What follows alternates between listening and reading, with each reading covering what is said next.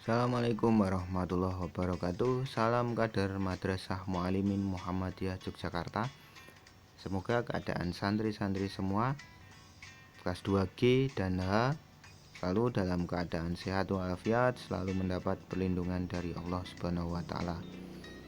Kita doakan semoga teman kalian yang mungkin baru dalam keadaan sakit semoga cepat sembuh. Sebelum kita memulai proses pembelajaran daring, kita berdoa bersama dengan membaca basmalah. Bismillahirrohmanirrohim. Semoga proses pembelajaran kita lancar, dan jika ada santri yang mengalami kendala dalam mengakses video atau kelas online, bisa diakses pada lain waktu. Materi kita adalah tentang latar belakang munculnya nasionalisme Indonesia, kelas 2 semester 2. Tujuan pembelajaran kita adalah harapannya santri dapat mengetahui latar belakang munculnya nasionalisme Indonesia.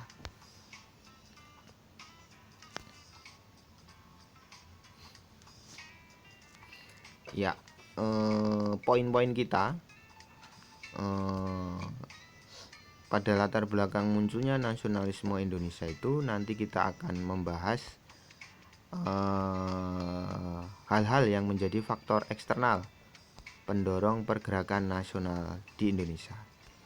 Ada perluasan pendidikan, ada kegagalan perjuangan di berbagai daerah, ada rasa senasib sepenanggungan, kemudian ada perkembangan organisasi etnis kedaerahan dan keagamaan, kemudian berkembangnya berbagai paham baru dan berbagai peristiwa dan pengaruh dari luar negeri.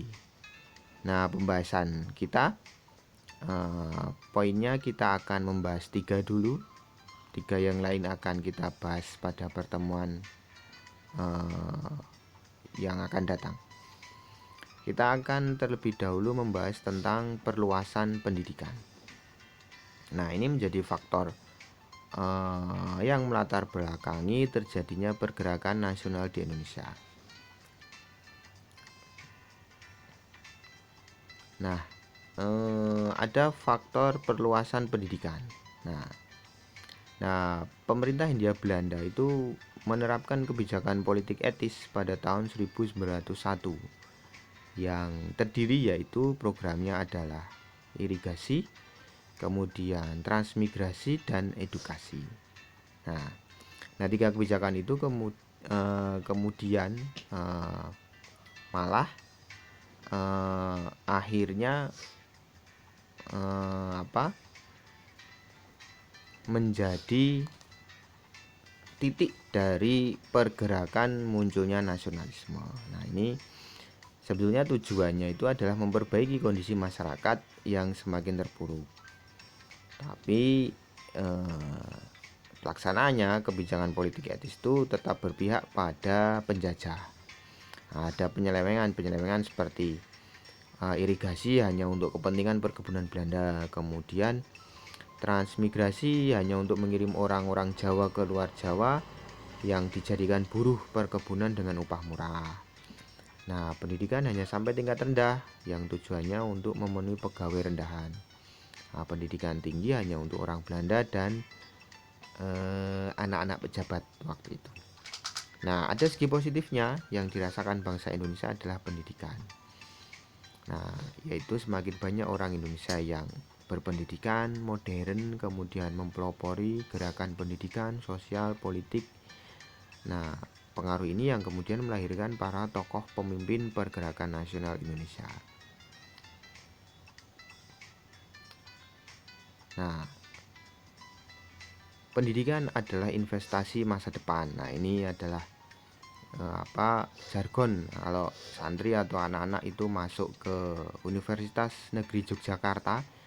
Nah, masuk ke rektorat itu nanti akan disambut tulisan besar di atas. Nah, itu tulisannya itu, pendidikan adalah investasi masa depan. Nah, melalui pendidikan itu akan tertanam pengetahuan dan kesadaran nasionalisme bangsa Indonesia. Nah, secara bertahap pada masuknya abad ke-20 kesempatan memperoleh pendidikan bagi rakyat Indonesia semakin besar. Nah, hal ini dipengaruhi oleh kebijakan baru pemerintahan Hindia Belanda melalui politik etis atau politik balas budi. Nah, sebetulnya aktivitas penjajahan oleh Belanda itu juga mendapat keprihatinan oleh sebagian besar masyarakat Belanda. Jadi ada juga orang-orang Belanda yang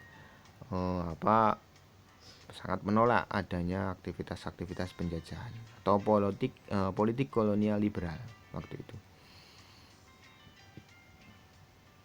Seperti sejarah menuliskan, Theodor van de Venter menuangkan kritiknya dalam sebuah majalah The Gids yang berjudul An Earthquake atau Debt of Honor atau hutang budi atau hutang kehormatan. Nah, itu terbit tahun 1899. Nah, Van de Venter itu mengusulkan agar Belanda itu melakukan balas budi untuk bangsa Indonesia. Nah, balas budinya itu karena ya Belanda sudah melakukan aktivitas eksploitasi penjajahan. Nah, balas budi yang diusulkan adalah tadi edukasi, emigrasi, dan irigasi atau edukasi, pendidikan, dan emigrasi atau transmigrasi.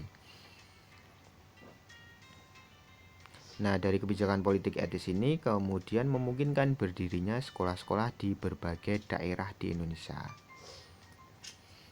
Nah, mulai abad ke-20 perkembangan pendidikan itu diselenggarakan swasta. Nah, akhirnya semakin banyak. Jadi tidak hanya diselenggarakan oleh pemerintah, tetapi swasta juga menyelenggarakan pendidikan. Kemudian selain itu juga ada organisasi sosial, keagamaan, misionaris, agama Katolik, kemudian Kristen Protestan juga mendirikan berbagai sekolah. Nah, jadi berkembang itu. Kemudian berkembang juga organisasi-organisasi seperti Muhammadiyah, Persatuan Islam, Nahdlatul Ulama, dan lain-lain. Kemudian ada taman siswa. Nah, pendidikan ini kemudian menumbuhkan nasionalisme yang akhirnya mentransformasikan ide dan pemikiran untuk mendorong semangat pembaruan, yaitu merubah perlawanan dari perlawanan senjata ke perlawanan diplomasi. Yang kedua yaitu tentang kegagalan perjuangan di berbagai daerah. Nah, faktor dari munculnya nasionalisme itu karena perjuangan yang kedaerahan sifatnya. Perlawanan-perlawanan yang bersifat kedaerahan ini sangat kecil sekali kekuatannya sehingga mudah dipadamkan oleh penjajah waktu itu. Jadi mungkin seandainya ya seperti zaman dahulu Imam Bonjol, Pangeran Diponegoro, Pak Timura, Sultan Hasanuddin misalnya bersinergi, bersatu, kemudian melawan penjajah secara serentak, mungkin ceritanya lain. Mungkin Belanda akan mudah ditaklukkan. Nah, masuk abad ke-20, corak perjuangan bangsa Indonesia itu berubah dari yang sifatnya kedaerahan, hanya laskar-laskar atau kelompok-kelompok kecil yang dipimpin oleh pejuang-pejuang. Nah, ini kemudian sifatnya nasional, sifatnya gerakan. Nah, bangsa Indonesia menemukan identitas baru, identitas kebangsaan sebagai berkat perjuangan bersama. Nah, paham kebangsaan atau nasionalisme ini tumbuh menjelma menjadi sarana perjuangan yang sangat kuat. Nah, seperti corak perjuangan nasional bangsa Indonesia itu ditandai dengan momentum Ikrar Sumpah Pemuda pada tanggal 28 Oktober 1928. Kemudian faktor yang ketiga yaitu rasa senasib sepenanggungan. Nah, ada visi misi dari sini. Jadi perluasan kekuasaan dari Eropa, dari Belanda, ini telah mempengaruhi perubahan politik, ekonomi, sosial dari bangsa Indonesia. Nah, tekanan penjajahan ini kemudian memunculkan perasaan kebersamaan rakyat Indonesia sebagai korban atau bangsa yang terjajah. Yang ini kemudian mendorong tekad bersama-sama untuk menghimpun kekuatan dalam pergerakan kebangsaan Indonesia. Begitu kira-kira santri-santri semua.